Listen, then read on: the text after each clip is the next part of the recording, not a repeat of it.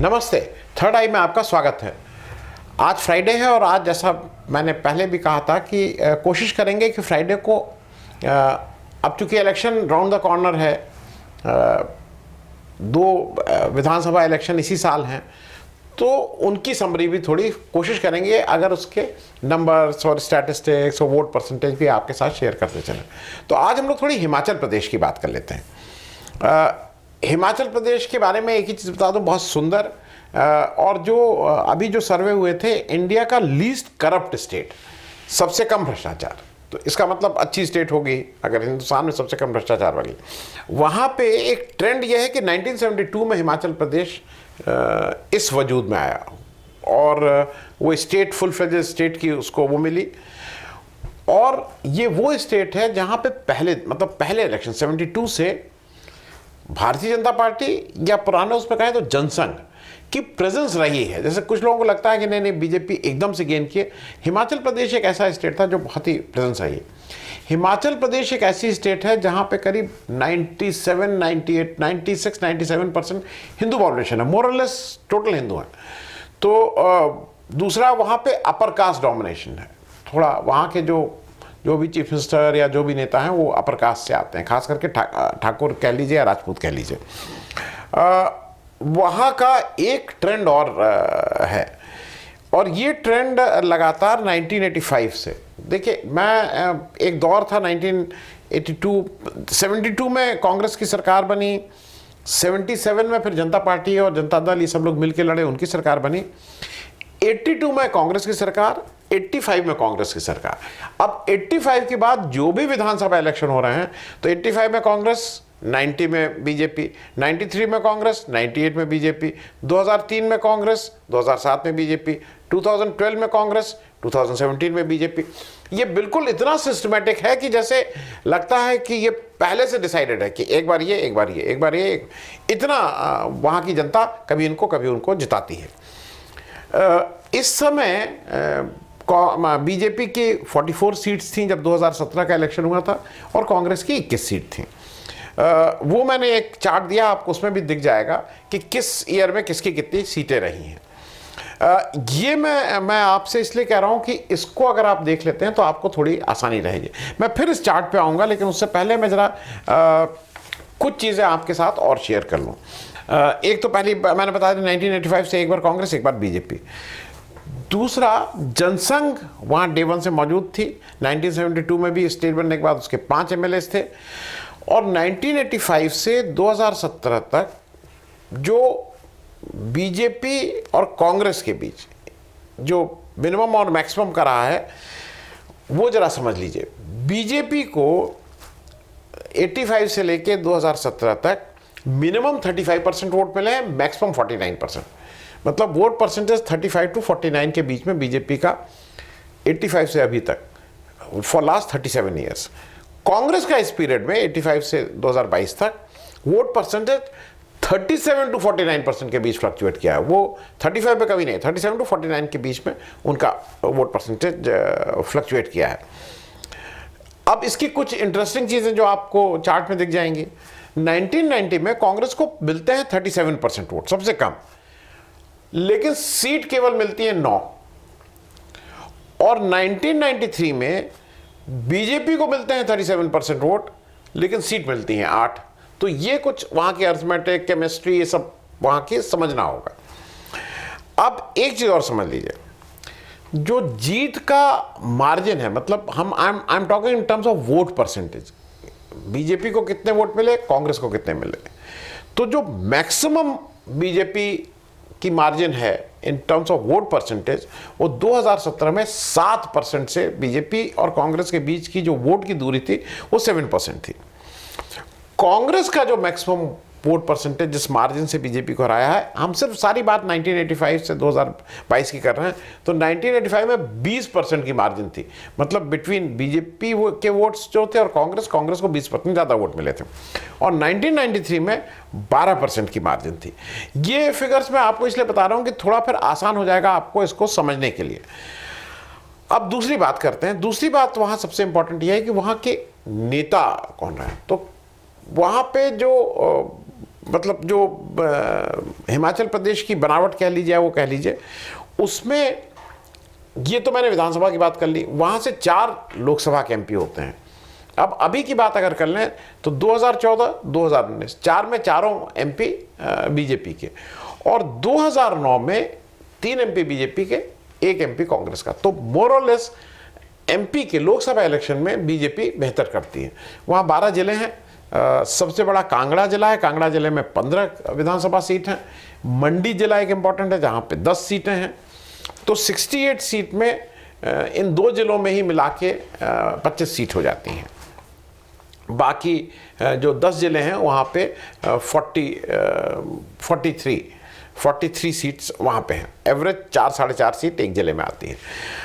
अब जरा ये समझ लीजिए कि वहाँ कौन नेता क्या किधर खींचता है, क्या करता है, क्या नहीं करता है। कांग्रेस के सबसे बड़े नेता वहाँ वीरभद्र सिंह साहब रहे हैं। वीरभद्र सिंह साहब 9 बार एमएलए रहे और 5 बार एमपी रहे। वो अभी तक हिमाचल प्रदेश के लॉन्गेस्ट टाइम तक जो चीफ मिनिस्टर रहे हैं, सबसे लंबे, एक बार में नहीं, मतलब अलग अलग हिस्से करके, वो श्रेय उनको है। वो 83 से 90 तक चीफ मिनिस्टर थे, फिर वो 93 से 98 तक चीफ मिनिस्टर थे, फिर वो 2003 से 2007 तक चीफ मिनिस्टर थे, फिर वो 2012 से 2017 तक चीफ मिनिस्टर थे, फिर तो 1985 के बाद एक बार ये एक बार वो। तो जब एक बार कांग्रेस का टर्न आता था तो वो हरदम वीरभद्र सिंह ही उसके चीफ मिनिस्टर बनते थे। ये मैं इसलिए इनकी बात समाप्त करके तब बीजेपी पे आऊँगा। ये एमपी भी 1962 में बने, 67 में बने, 71 में बने, 80 में बने, और फिर 80 के बाद ये चीफ मिनिस्टर मतलब स्टेट पॉलिटिक्स करने लगे। फिर ये आके 2009 में फिर से एमपी बने थे। ये मिनिस्टर इंदिरा गांधी जी के साथ भी रहे हैं और मनमोहन सिंह साहब के भी साथ रहे हैं। इनकी पत्नी, जो दूसरी पत्नी है प्रतिभा सिंह, पहली पत्नी की इनकी डेथ बहुत जल्दी हो गई थी 1983 में, फिर इन्होंने रीमैरिज की शायद 1985 में। ये सब, अच्छा, ये सब लोग राजा लोग हैं। ये राजा साहब हैं। जो पत्नियां हैं वो भी किसी ना किसी स्टेट की से आती हैं। तो इनकी पत्नी प्रतिभा सिंह जी 2004 में एमपी बनी, फिर 2013 के बाईपोल में बनी, और फिर बाईपोल हुआ जो मध्यावधि चुनाव जिसको बोलते हैं 2021 में, उसमें बनी। अब ये तो एक तरफ सबसे कद्दावर और सबसे इम्पोर्टेंट फैमिली वीरभद्र सिंह साहब की है। दूसरी तरफ जो वहाँ की फैमिली है वो इनफैक्ट अनुराग सिंह ठाकुर के जो पिताजी हैं, प्रेम कुमार धूमल जी या अनुराग ठाकुर जी, मतलब ये एक ही फैमिली। उनके पिताजी का नाम प्रेम, वो धूमल लिखते हैं। ये लोग भी राजपूत हैं, वीरभद्र सिंह जी भी राजपूत थे। ये लोग, इन लोगों का सबसे ज़्यादा दबदबा वहाँ की पॉलिटिक्स में था। ये मैं आपसे इसलिए बता रहा हूँ कि अनुराग ठाकुर जी हमीरपुर से हैं। ये भी 4 बार सांसद रहे हैं, 2008, 2009, 2014, 2019। इनके पिता प्रेम कुमार धूमल जी थे, जो बड़े नेता थे, सबसे बड़ा फेस थे बीजेपी का वहाँ। शांता कुमार साहब के बाद, शांता कुमार साहब पहले बहुत बड़ा फेस थे बीजेपी का, फिर प्रेम कुमार धूमल जी का समय आ गया, और ये 3 बार चीफ मिनिस्टर रहे हैं। लेकिन इनका क्या हुआ कि ये 2017 का जब इलेक्शन हो रहा था, और जब इस बार ये था कि अब तो बीजेपी आने की बात थी, क्योंकि टर्न वाइज अगर होता है तो 2017 में ये इलेक्शन लड़े, लेकिन बीजेपी तो 2/3 शायद वहाँ, हाँ, मतलब सीटें जीती।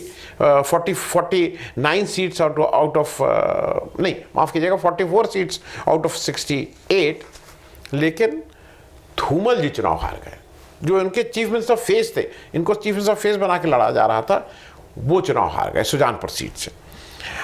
अब क्योंकि नया चीफ मिनिस्टर चाहिए था, ये चुनाव हार चुके थे, और वहाँ पे अभी एक सिस्टम नहीं हुआ था। जैसे अब आजकल तो ये भी हो गया ना कि अगर चीफ मिनिस्टर चुनाव हार जाता है तो फिर मतलब चीफ मिनिस्टर को कहीं और से लड़ाते हैं, वो नहीं हुआ।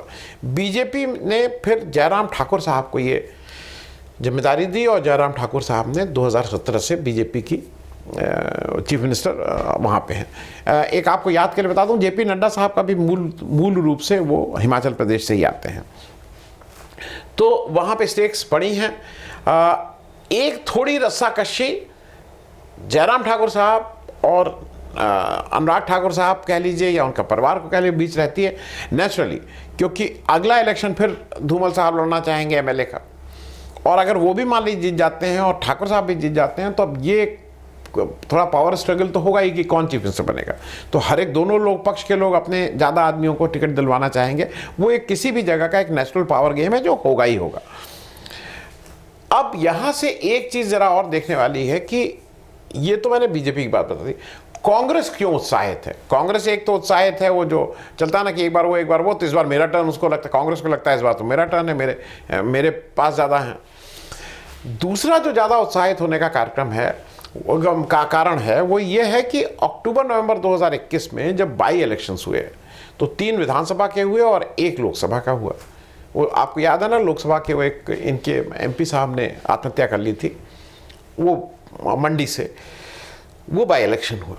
वहाँ पे प्रतिभा सिंह जी, जो वीरभद्र सिंह जी की पत्नी थी, वो इलेक्शन लड़ी बाई पोल और वो इलेक्शन जीत गई, जो बीजेपी के सिटिंग एमपी की सीट। और बाकी 3 जो विधानसभा के इलेक्शंस थे वो भी कांग्रेस जीत गई। तो कांग्रेस ने एक तरह से जो भी बाई पोल्स हुए उसमें साफ कर दिया। और मंडी से वो जीती क्योंकि मंडी से ही जयराम ठाकुर साहब जो चीफ मिनिस्टर हैं वो भी आते हैं, जहाँ मंडी लोकसभा से, जहाँ से प्रतिभा सिंह जी जीती हैं। 10 में से 9 सीटें विधानसभा की मतलब बीजेपी जीत के आई थी। तो वो एक मेजर वहाँ पे ये है कि भाई यहाँ पे अब क्या होगा, क्योंकि चाहे कोई कुछ भी, लेकिन अब चूंकि आप कुछ कहते हैं कि प्रतिभा सिंह जी को सिंपैथी वेव थी, वो जो भी वेव रही हो, लेकिन वो जीत गई और आज वहाँ की वहाँ है। अब एक वहाँ नया फैक्टर आ गया है, आम आदमी पार्टी फैक्टर। अब आम आदमी पार्टी फैक्टर का ये है कि वो जैसे कहीं पे भी होता है, आम आदमी पार्टी का एक कुछ लोग जिनको लगता है कि व्हाट इज़ द ऑल्टरनेटिव, मैं क्या करूं, तो उनको आम आदमी पार्टी अच्छी लगती है। और एक ये भी एक उसके साथ ये टैग है कि जो बहुत पॉलिटिकली कहीं किसी पार्टी में नहीं रहते हैं या उनको लगता है कुछ व्यवस्था परिवर्तन होना चाहिए, वो आम आदमी पार्टी के साथ चले जाते हैं। लेकिन जो इनके स्टेट प्रेसिडेंट थे अनूप केसरी साहब को, जो अरविंद केजरीवाल साहब जब वहाँ आ रहे थे, पंजाब की जीत हो चुकी थी और ये अरविंद केजरीवाल साहब विजिट कर रहे थे हिमाचल को, उस समय बीजेपी ने अनूप केसरी, जो इनके स्टेट अध्यक्ष थे और 9-10 साल से इनके साथ थे, उनको तोड़ के बीजेपी में शामिल करा लिया। तो वो एक आम आदमी पार्टी की भी एक स्टेट है भाई। जैसे सब जगह, उत्तराखंड में आपने देखा ही कहीं कुछ नहीं हुआ, गोवा में कोई वोट नहीं मिले। अब यहाँ कितने वोट मिलेंगे ये देखने वाली बात होगी। दूसरा, आम आदमी पार्टी अगर लड़ती है और बहुत अच्छा भी लड़ती है, लेकिन वो किसके वोट काटेगी ज़्यादा, ये भी एक अभी बहुत डेफिनेटली नहीं कहा जा सकता है कि वो सारे कांग्रेस के वोट काटेगी या वो सारे बीजेपी के वोट काटेगी। किसके ज़्यादा काटेगी ये भी फैक्टर रहेगा ये डिसाइड करने के लिए कि अब अगली सरकार किसकी बनती है। अब मैं आ रहा हूँ एक्स फैक्टर पे, जिससे मैंने बात शुरू की थी, मतलब जो आपने थंबनेल में भी है कि कांग्रेस और कांग्रेस की जीत के बीच में कांग्रेस का ही व्यक्ति खड़ा है। और वो मैं स्पष्ट इसलिए कर दूं कि कांग्रेस से आज सबको एक उम्मीद ये थी कि भाई अगर देश में जो कुछ भी हो रहा है तो एक सशक्त विपक्ष होना चाहिए और उसको जम के लड़ना चाहिए। वहाँ पे कांग्रेस ने अपना जो जिताने के लिए जिसको कहते हैं वो लगाया है, वो राजीव शुक्ला जी को उन्होंने वहाँ का इंचार्ज बनाया है। अब ये 4-5 प्रश्न हैं जो किसी भी आम आदमी के मन में, कांग्रेस, मेरी जो कांग्रेस के लोगों से बात हुई कम, लेकिन सबके मन में ये प्रश्न है। पहला प्रश्न ये है कि राजीव शुक्ला जी को इलेक्शन, वो जो पावर इलेक्शन, लोकसभा विधानसभा के इलेक्शन का क्या एक्सपीरियंस है, क्या कोई इलेक्शन लड़े हैं, क्या कोई इलेक्शन जीते हैं, क्योंकि ये भी ज़रूरी है। आप केवल मैनेजर होइए, इधर का उधर, उधर का इधर फिट करिए, यहाँ का वो करिए, वो नहीं है। आप जब इस तरह के उसमें जाते हैं तो आपको हैंड्स ऑन करना पड़ता है। दूसरी तरह के एमएलसी और राज्यसभा के दूसरे एस्पिरेशंस होते हैं, लोकसभा विधानसभा के दूसरे एस्पिरेशंस हैं। दूसरा, क्या वो अच्छे वक्ता हैं कि ऐसा धुआंधार भाषण देते हैं कि सब लोग बिल्कुल सन्नाटा चुप होकर सुनते हैं कि भाई क्या भाषण देने वाले हैं। मैंने तो उनका कोई ऐसा भाषण नहीं सुना। क्या खूबी है, वो क्या खूबी है जिसकी वजह से उनको ये बनाया जाता है? क्या किसी के ज़्यादा नज़दीकी हैं? क्या वो कुछ ऐसे रिसोर्सेज इकट्ठा कर देते हैं जो और बाकी लोग नहीं कर पाते हैं? अब मैं इसलिए इस बात पे आ रहा हूँ कि मुझे ऐसा लगता है कि जैसे आज आप कहीं पे भी जाइए, मैं जब न्यूज़ में आता हूँ और मेरा कोई ऐसा व्यक्ति आता रहता है जो मेरा मित्र, तो मुझे एक डिस्क्लेमर मैं बोलता हूँ, भाई ये सज्जन हैं जो मेरे साथ पढ़े थे। मैं एक डिस्क्लेमर कोई भी देता कहीं पे भी कि भाई मैं इस कंपनी को ज्वाइन कर रहा हूँ, इस कंपनी में मेरे चाचा, मामा, ताऊ, भाई, क्लास फेलो साहब इस पद पे हैं। तो क्या इस तरह का कोई डिस्क्लेमर राजीव शुक्ला जी ने दिया है कि उनकी और अनुराग ठाकुर जी के रिश्ते कितने नज़दीकी जैसे हैं। और कारण मैं आपको बता रहा हूँ क्यों। क्योंकि देखिए, दो चीज़ें हैं। आप अनुराग ठाकुर जी का वो मैंने एपिसोड कहीं किया है कि कैसे वो हिमाचल प्रदेश क्रिकेट एसोसिएशन के अध्यक्ष बने थे, कैसे सिलेक्शन कमेटी में आए थे, कैसे वो खुद एक ही रणजी ट्रॉफी उन्होंने मैच खेला है पूरे जीवन में, वो कैसे फाइनल, मतलब वो एक किस्सा अलग है। ये भाई साहब जो राजीव शुक्ला साहब हैं, ये आईपीसीएल के चेयरमैन शिप से इनको इस्तीफा इन्होंने जून 2013 में दिया था, क्योंकि इनके ऊपर कुछ करप्शन चार्जेस लगे थे। लेकिन इनको बाद में रिस्टोर 2015 में फिर आईपीएल का, आईपीएल आप समझ सकते हैं ना कितना पैसे का है, मतलब पैसा ही पैसा है, वो बिजनेस है, वो खेल तो नहीं है। 2015 में इनको वापस सर्वसम्मति से, आप अगर वो गूगल करें, सर्वसम्मति से इनको बनाया गया। मतलब इससे अच्छा कोई उन लोग को लगाया नहीं कि आईपीएल का ये सब जो काम होता है, वो ललित मोदी जी उसमें एक बानगी हैं ही जो इनसे जो पहले थे। फिर इनको ही वॉज रीअपॉइंटेड। फिर इनको दिसंबर 2020 में बीसीसीआई का vice president, unopposed vice president बनते हैं। तो अगर आज लोग बीजेपी से सवाल पूछते हैं कि भाई जय शाह साहब कितने अच्छे क्रिकेट खेले हैं, बैट्समैन रहे हैं कि बॉलर रहे हैं कि फील्डर रहे हैं कि क्या रहे हैं, तो वो बात तो जरा राजीव शुक्ला जी के लिए भी पूछनी चाहिए कि ये क्या खेलते थे। क्रिकेट तो भाई मतलब ये बैट्समैन थे, बॉलर थे, विकेट कीपर थे, या कुछ और करते थे, क्या करते थे, ये जरा पता लगाने की, क्योंकि ये सब शोध के विषय हैं। अब ये बीसीसीआई के वाइस प्रेसिडेंट हैं। ये मैं सिर्फ इसलिए कह रहा हूं कि ये थोड़ा समझने वाली चीज होगी। अगर कांग्रेस हिमाचल प्रदेश में ऐसे व्यक्ति को जिसका इलेक्शन का कोई मतलब नहीं, जो केवल जुगाड़ इधर से उधर, उधर से इधर, उस पार्टी में भी इस पार्टी में भी, मतलब अनुराग ठाकुर भी मेरे ज़्यादा, क्योंकि कहीं जैसे अगर बीजेपी आज आम आदमी पार्टी के 9 साल के पुराने प्रेसिडेंट को तोड़ लेती है, तो आपको नहीं लगता है कि जितनी मर्की डील्स हैं, जितना हो रहा है कि लोग अपने लोगों को छुपा रहे हैं, उसमें कोई अंडरस्टैंडिंग भी किसी किसी के बीच हो सकती है, क्योंकि पैसा वहाँ ज़्यादा इन्वॉल्व है, सारा कुछ पैसा ही से हो रहा है। तो अगर पैसा ज़्यादा इन्वॉल्व है, तो ऐसे व्यक्ति को जिसका बीजेपी के किसी भी पदाधिकारी और खास करके उसकी होम स्टेट में कोई संबंध नहीं होना चाहिए, ये भी एक फैक्टर होना चाहिए। क्योंकि आप हिमाचल प्रदेश के किसी भी व्यक्ति से पूछ लीजिए, कांग्रेस इस समय 3 हिस्सों में बंट गई है। और ये मैं बात इसलिए कह रहा हूँ, थोड़ी संजीदगी के साथ कह रहा हूँ, कि ये वही लोग हैं जिन्होंने पंजाब में ये एक्सपेरिमेंट किया था और पंजाब की ये हालत कर दी थी। आपकी नॉलेज के लिए आपको बता दूं चलते चलते, सिद्धू साहब को किस तरह से बनाया गया पंजाब का पीसीसी का अध्यक्ष, चन्नी जी को चीफ मिनिस्टर बनाया गया। मैं भी बहुत चन्नी जी के, भाई मुझे बहुत अच्छा लगा था कि ये कोई दलित चीफ मिनिस्टर बना है। लेकिन चन्नी जी, आपकी नॉलेज के लिए बता दूं, जब इलेक्शन ख़त्म हो गया, जब पंजाब में चुनाव हार गई, उनकी कुछ व्यक्तिगत उनकी बीमारी कह लिया जो भी था, चन्नी जी अप्रैल से कनाडा चले गए हैं सपरिवार, अभी तक हिंदुस्तान वापस नहीं आए हैं। और ऐसा जो उनके विरोधी वो कहते हैं कि वो अब 2024 तक नहीं आएंगे। तो किसने उनको बनाया, किसने अध्यक्ष सिद्धू साहब को बनाया, वो सारे लोगों को थोड़ा सा ये देख लेना चाहिए कि आज देश को को कांग्रेस की ज़रूरत है। आप अपना ये सब जो अपने लोगों को फिट करने का काम कहीं और करते रहिए। हिमाचल प्रदेश में स्टेक्स बहुत हाई हैं, वहाँ पे राजीव शुक्ला जी को जो आपने ये कमान दे दी है, वो तो अब जिसको कहते हैं ना कि खुदा जाने, भगवान ही के ऊपर जाने अब क्या होगा। Thank you so much.